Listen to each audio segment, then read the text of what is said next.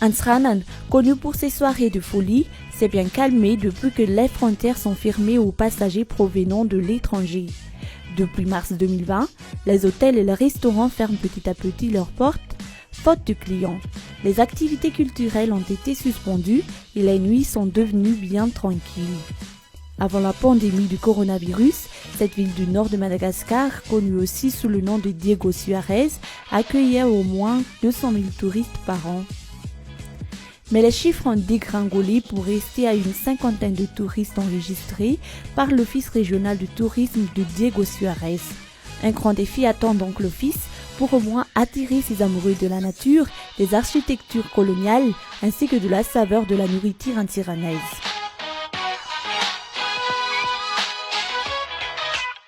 Manana poids be ny tourisme aty amin'ny faritra Diego satria mifandray amin'ny secteur rehetra ny tourisme. Rehefa tsisy ny tourisme zany ohatra ny hoe tsisy asa ny vahoaka aty amin'ny faritra Diego.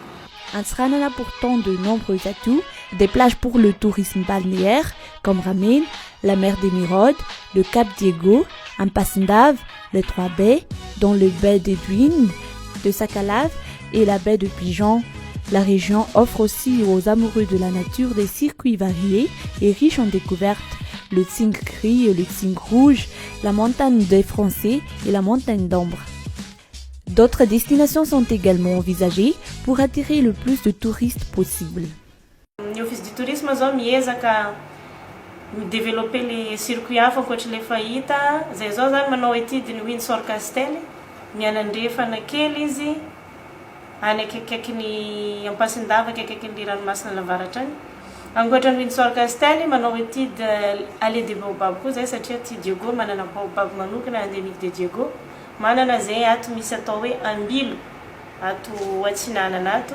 Manana koa zay allée des baobab any amin'ny Cap Diego manana toerana roe zany ahitana baobab tena betsaka eto à Diego.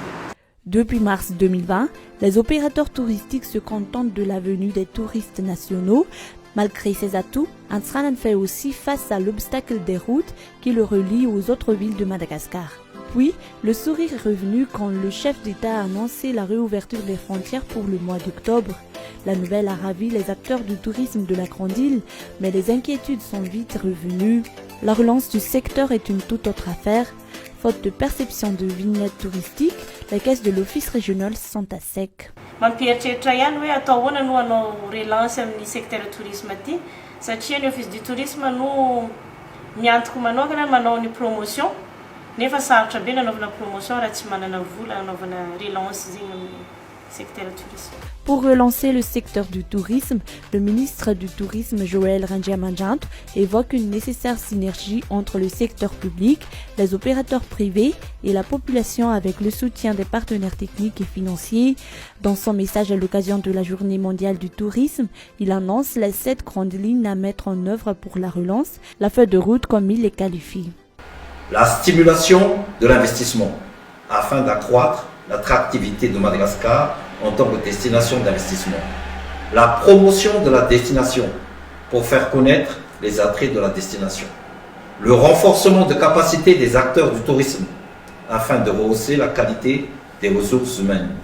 Le développement institutionnel pour assurer la bonne gouvernance par l'amélioration de l'environnement de travail du secteur tourisme. La transformation digitale dans le but d'optimiser la qualité et l'efficacité des services octroyés aux usagers, le développement des partenariats et la mobilisation des ressources, et enfin le développement du secteur tourisme par une approche gouvernementale intégrée.